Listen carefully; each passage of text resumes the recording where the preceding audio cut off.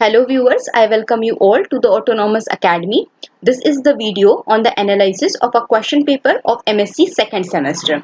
This video covers the discussion on the question paper of Quantum Mechanics of year 2019. This question paper contains two sections. Section A consisting of short answer type question that carries 15 marks and section B consisting of long answer type question that carries 25 marks. So in total we have 40 marks on the question paper of Quantum Mechanics. Let us begin our discussion with the analysis of short answer type question. The first question that we have is explain the van der Waals interaction. Van der Waals interaction was discovered by the Dutch scientist Diederik van der Waals, Johannes Diederik van der Waals, and these van der Waals interactions are the distant dependent interaction. The first thing that you have to remember about van der Waals interaction is they are the distant dependent forces, and these distant dependent forces occurs whenever there is an electrical interaction between two or more atoms or two or more molecules when they are placed at a very close distance to each other. That means whenever the two or more atoms or molecules are electrically interacting with each other when they are placed at a very close distance to each other, then this interaction is known as a van der Waals interaction.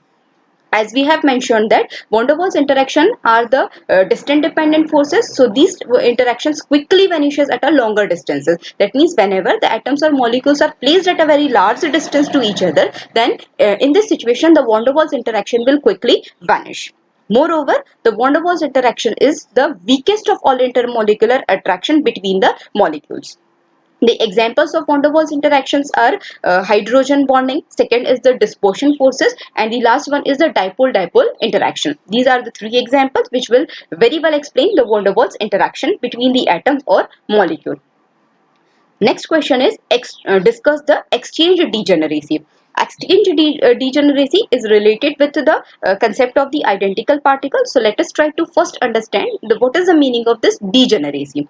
Degeneracy means whenever there are two or more eigenfunctions corresponding to each energy eigenvalue. That means you have one energy eigenvalue and corresponding to that energy eigenvalue you have two or more than eigenfunction corresponding to this. So this is known as the degenerate energy state, and the phenomenon is known as the degeneracy. So here we have asked about the exchange degeneracy. So exchange degeneracy is defined as the coincidence of the two range trajectories for the particles having the same quantum number.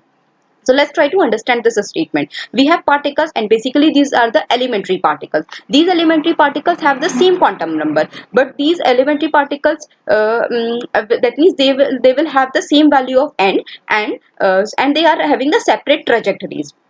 So whenever the particles, the elementary particles are having the same quantum number, so there occurs the coincidence of the two range trajectories. So this phenomenon is known as the exchange degeneracy. Now question arises, what is this range trajectories? So range trajectories deals with the study of the analytical properties of a scattering as a function of the spin angular momentum. So such trajectories and such study is known as the range trajectories, and range trajectories are only this study only covers in the quantum mechanics. Next question is discuss the adiabatic approximation. So adiabatic approximation is an approximation method which is actually the solution to the Schrodinger equation, and this solution to the Schrodinger equation will make the time scale difference between the fast and slow degrees of the freedom. So actually this approximation is a approximation method, and this approximation method is a solution to the Schrodinger equation, and this Schrodinger equation by using the adiabatic approximation can make the time scale difference between the fast and slow degrees of a freedom. Such an approximation is known as the adiabatic approximation. Next question is the WKB method applicable to the penetration of the barrier? So in question the question 2 is asked all about the related with the WKB approximation. Is the WKB method is applicable to the penetration of barrier? So we will say yes, the WKB method is applicable to the penetration of the barrier. This WKB method of approximation can explain the emission of alpha particle from the radioactive nuclei. That means we have a radioactive nuclei, and from that radioactive nuclei the alpha particles are emitting. So such an emission of the alpha particle from the radioactive nuclei will be considered as the penetration of the barrier. That means alpha particles are transmitting from that barrier, and this phenomenon is very well explained by the method of approximation known as the WKB method of approximation.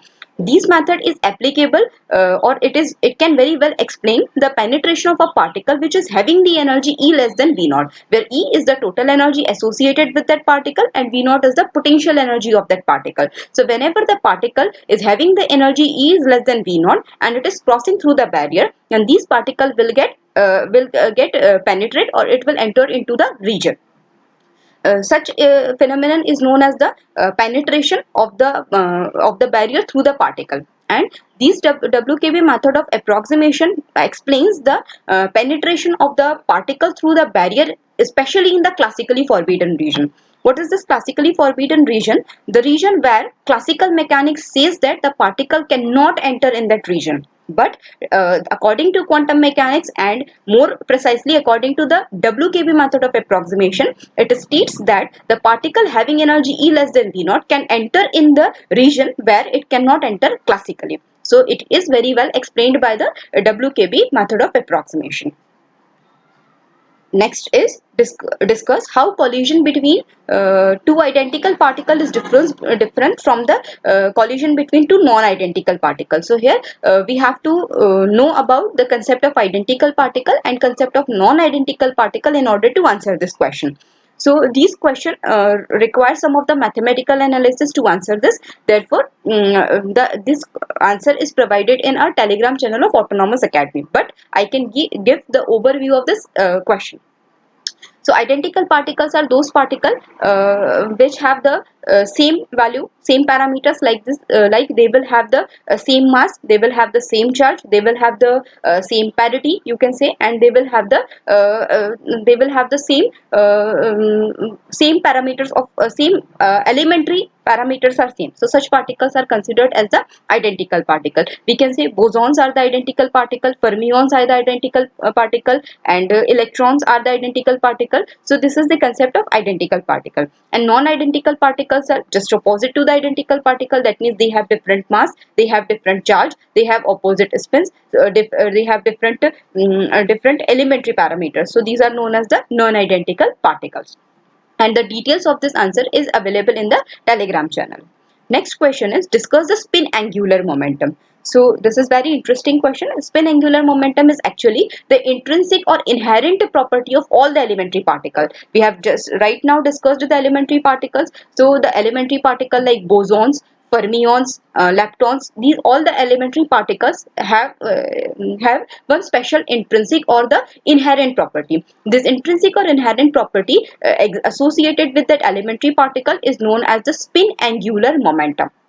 And this spin angular momentum arises due to the orbital motion, due to the revolution of the elementary particle around its own axis. In order to understand this statement, let us consider elementary particle as an electron, and this electron is revolving around its own axis. That means this electron is spinning around its own axis. Whenever the electron is revolving around its own axis, then such a revolution is contribute to the intrinsic property, and that intrinsic property is known as a spin angular momentum. This spin angular momentum is denoted by S, and for an electron, this spin angular momentum is defined as plus h cross by 2 or minus h cross by 2.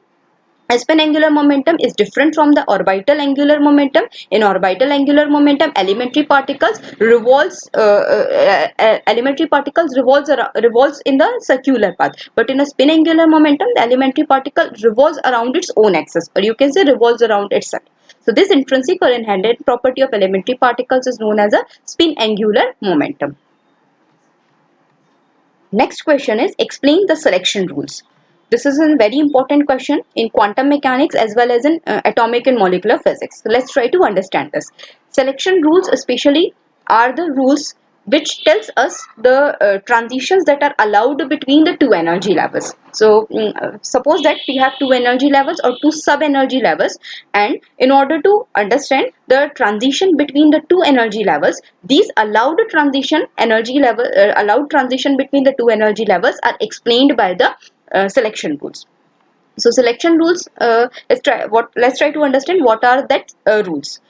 So we have total 6 rules here, and out of which some rules are related to the atomic level and some rules are related to the electronic level.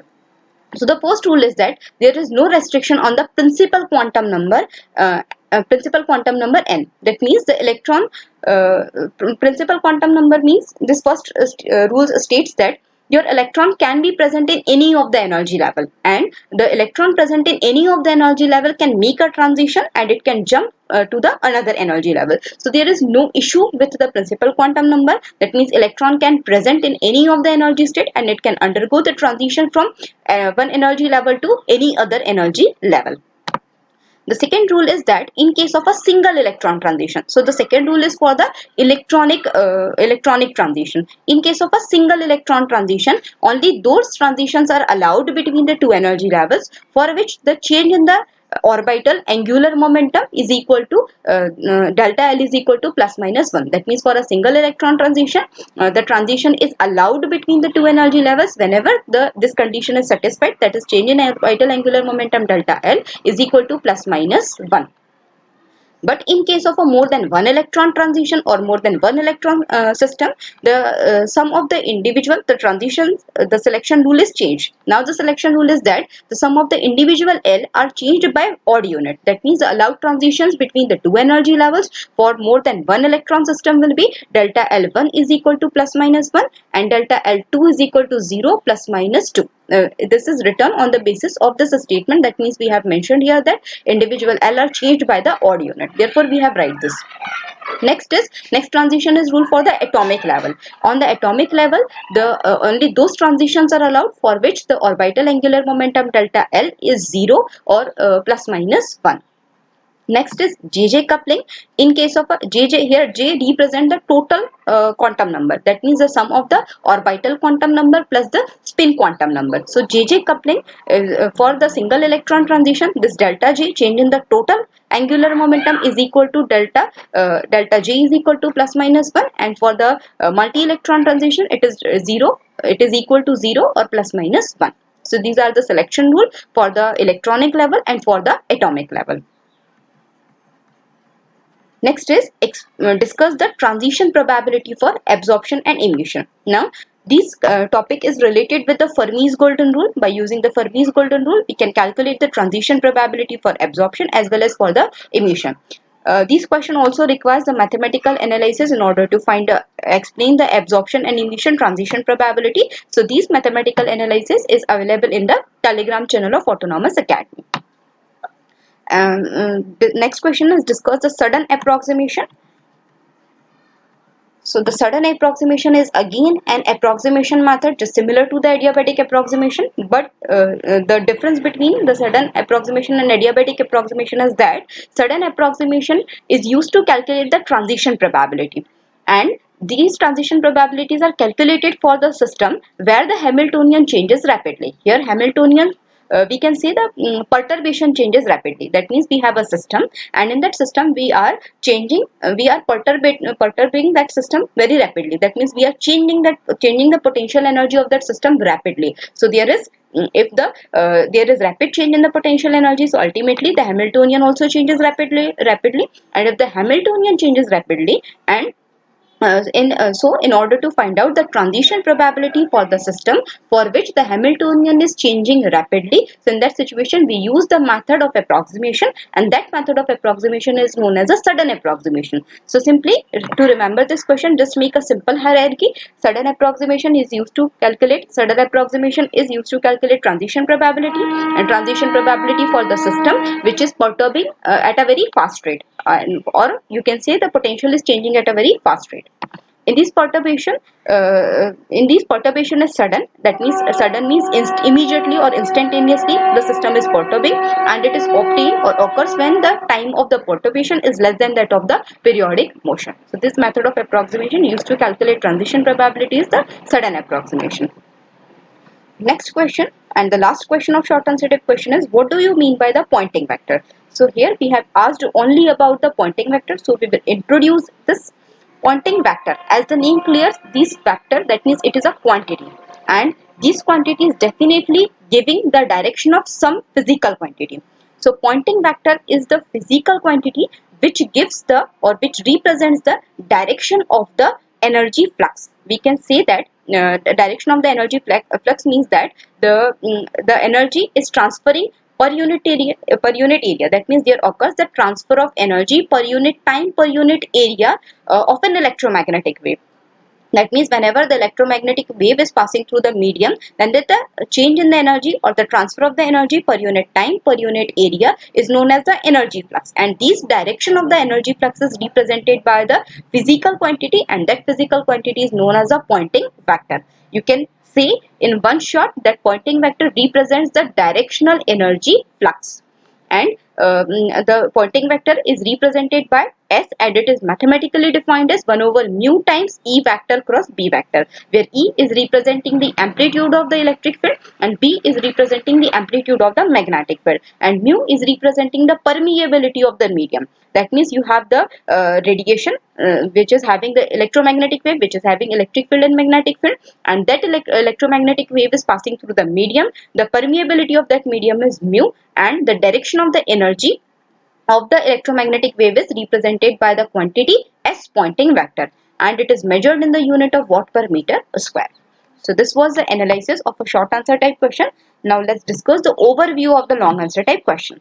The first question is derive an expression for the polarizability of hydrogen atom. So here you have asked about the polarization. So polarization is something which is related to the separation of the charges, but here the question is confined only for the polarizability of hydrogen.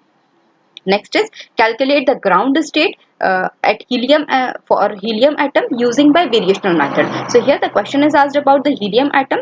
By using the variational method, you have to calculate only the ground energy state for the helium atom. So this derivation is easily available in the book of quantum mechanics written by Griffith.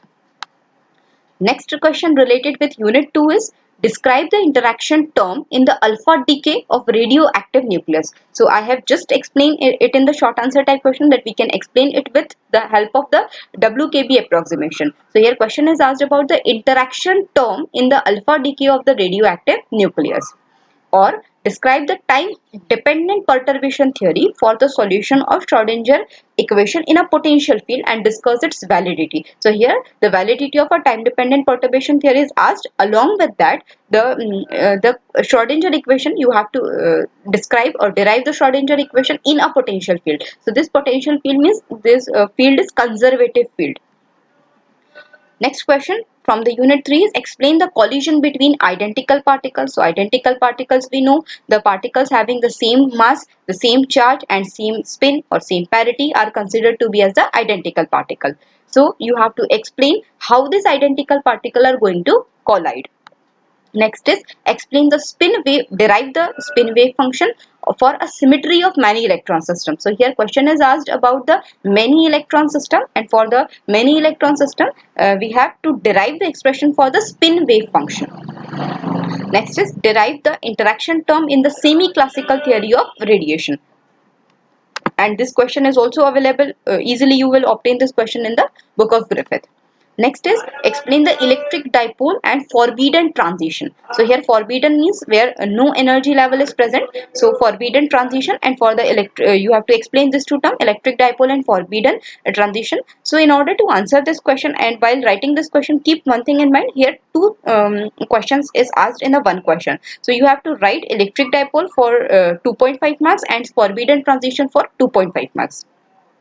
And the last question is explain the symmetric and antisymmetric wave functions and use the algebra of angular momentum operators to obtain the metric representation of the various spin components of the electron. So many things are asked in that question. First of all, you have to write what is the symmetric and antisymmetric wave function, and then you have to use the algebra of angular momentum. So particularly you have, in order to explain symmetric and antisymmetric wave function, you have to use an operator, and that operator is operator of angular momentum, the three-dimensional operator for three-dimensional operator angular momentum, to obtain the metric representation of the various spin components of the electron. So this was the analysis of a question paper of quantum mechanics. I hope this analysis is clear to you. Still, if you are having any query related to this question paper, you can post your queries in the comment section. And one more information for you guys is that all the study material related to this question paper and related to the other subjects is available in the autonomous in the Telegram channel of the Autonomous Academy. So you can take advantage of the Telegram channel of the Autonomous Academy. Thank you so much for watching.